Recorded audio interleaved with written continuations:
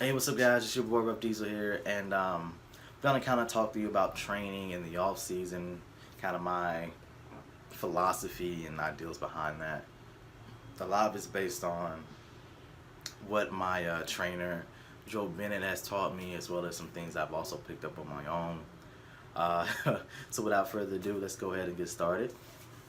So right now, my training is based on just growing my upper body. My legs are pretty good, I would say. Some people like to say the best in classic. I'm not gonna say that, even though I did back in the day. But nah. I'm trying to grow my upper body, so my training is based around that. So in the past, I used to have 2 leg days, so we dropped that down to 1, and we've also added in a shoulder day. Whereas in the past, I used to do shoulders on chest day and back day, so we made that more of a priority as well. I still have two arm days because these things can never be too big, and they've been going pretty well with that plan over the past year and a half. I used to get a shit ton of comments saying my arm sucks. Now I only get 1 or 2 a week, if that, 1 or 2 a week, if that now. So that's pretty good. That's pretty good progress. I, I kind of scale my progress off of all the negative comments people send me. Once the negative comments stop, that means it's no longer an issue, right? So I'm pretty close to being balanced right now, so I'm pretty happy about that. Um, so arm days are twice. I'm also doing I'm training chest and back twice a week as well. So I have 1 full chest day, 1 full back day, and a separate day where I train them together. Basically, it's alternating, so 1 chest exercise, 1 back, 1 chest, 1 back, and then a superset of both together. And that's basically how my training is most of the time. Compound movements first, heavy compound movements, progressively overloaded each week, getting stronger, adding more reps, while also maintaining that form. And I think that's the key right there. So that is the key, because you'll see people, they'll add weight and then their form goes to shit, and that's not really getting better. That's you. That's your body. Oh my God, what's the word I'm looking for? That's your body compensating right there. If you gotta change the way you do a movement, then your muscles didn't get stronger because you changed the movement itself. So each week you add weight. Make sure that form is immaculate. It should be the way you perform a movement should be the same with 25 pounds as the same with 315 pounds. So when you see my videos on Instagram, YouTube, or whatever, you see that each rep I try to make each rep perfect. And you do that, continuously. It's not about moving the weight. And it's luckily I learned this early on. Kai Green was a big advocate that he's not a weightlifter, he's a bodybuilder. So it's not about moving the weight. It's about working the muscle, taxing the muscle. So if you're taking any type of load off that muscle, then you're not doing your job. If you start to do a curl and you start jerking the weight up with your calves, your back, and every other muscle, then then those muscles are taking on the load that the bicep should have, right? So your bicep's not really doing any extra work. It's your other body parts. And I learned that I learned that with my first time training with Joe too. I noticed that at the end of the workout, I wasn't winded, and that's because, but my arms felt 10 times as sore, and that's because I actually used that muscle the entire time, and I didn't throw in this full body workout.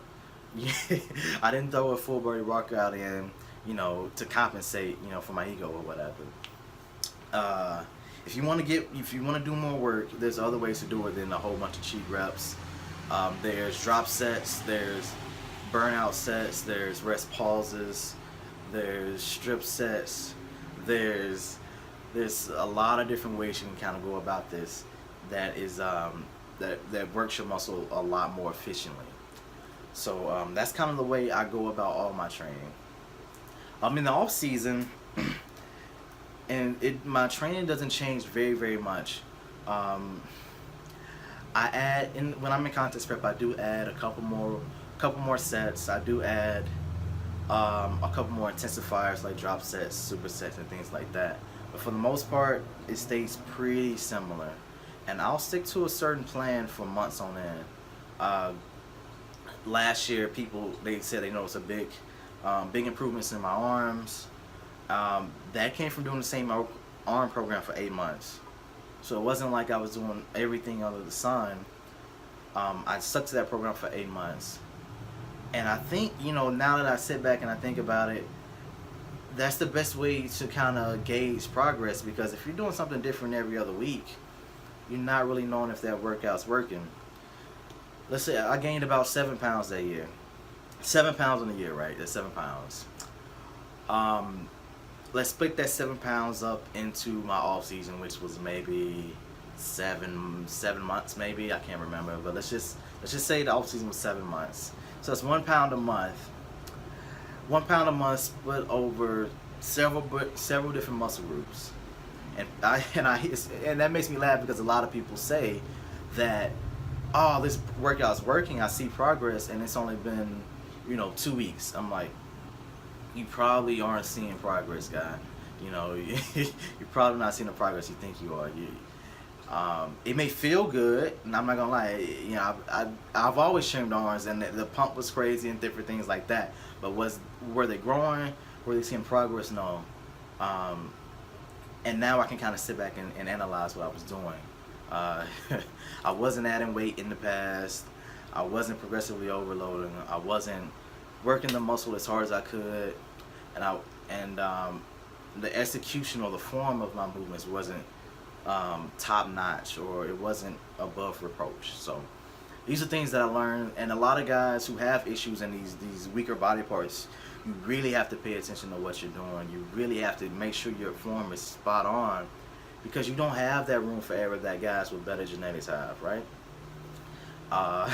And go back and watch my genetic video. We talking about genetics. You can't outbeat genetics, but what you can do is maximize the things you're given. You can make the best out of the cards you're dealt, and that's what you're gonna have to focus on. So besides my split right now is shoulders, back, chest, legs, arms. I usually rest after that. Then we do chest, back, and arms, and then I repeat the process. So that's kind of my split. It's been different in the past, and it may change again once I have different goals. But I've been running with this plan so far for 6 months. Not 6 months, I'm sorry, since November time frame. So maybe November, December, 2.5 months. 2.5, it's way off. Gain a good amount of muscle. I'm heavier than I've always been. And another thing is, a lot of people ask me why my sets are so low, my volume is so low. Because I tend to do only 1 to 3 working sets. For those compound movements, usually I try to keep it at 2. So the first set will be my heaviest, and the second working set will be a little bit lighter.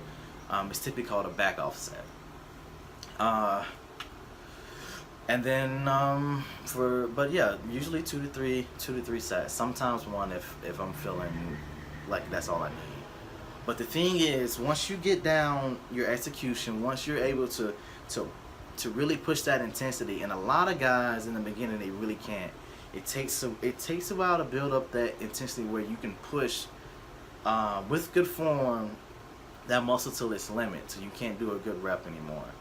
Because I've trained a lot of guys, and they think they're done, and they get 5 more reps, and they get 5 more reps with 90 more pounds than what they've done in the past. And I sit there and I look at them like, you see, and I look at them and I tell them, like, this is something you need to fix, and something you need to pay attention to. So you really need to realize that once you get that intensity, once you're able to keep your form throughout a movement, you really don't need as much as you think you do. And this has been pretty consistent over most of the people I've trained. Pretty much everyone I've trained so far, they've been growing with this lower volume approach perfectly fine. Very few people have asked me to add volume. Well, that's the thing as well. we're all different. We all recover differently. So that's what you want to base your volume around. How you recover from your workouts. So if you're pushing yourself hard, you got good form, and you can still handle more than 2 to 3 working sets, then go ahead and add more working sets in there. I do, you know, if you need more, add more. So there's a lot of different factors, and even myself, I've noticed that my ability to recover changes depending on my environment.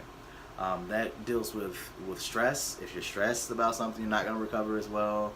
If you're dieting or not, that can play a big role in it. If your sleep is off, that can play a big role as well, and your environment at work as well.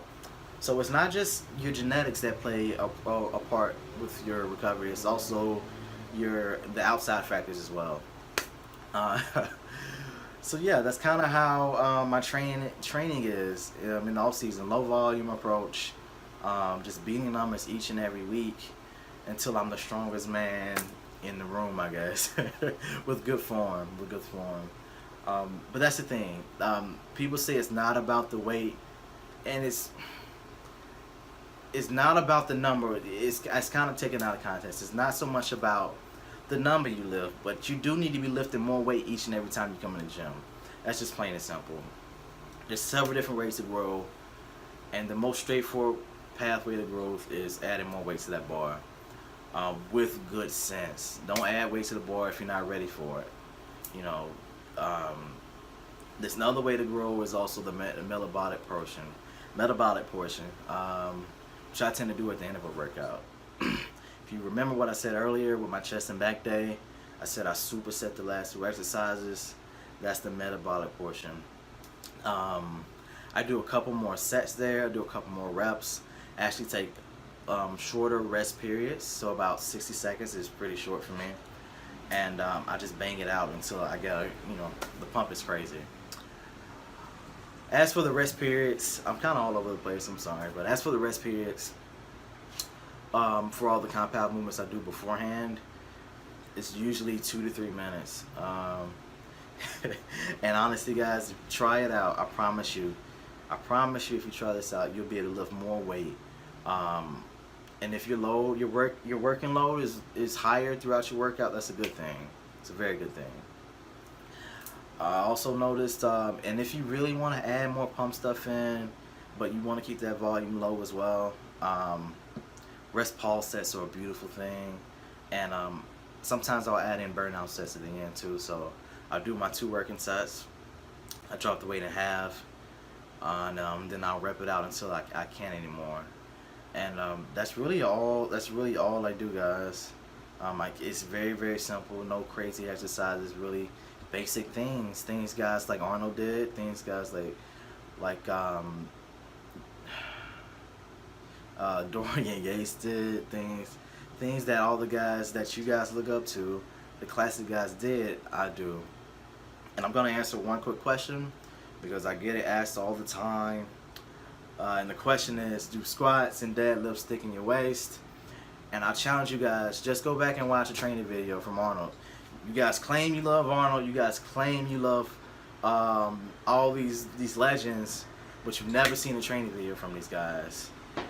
These guys did squats, these guys did deadlifts, and look at their waist, it was fine, right? So don't worry about that. Do your compound movements and you'll be alright. Alright guys, until next time, peace.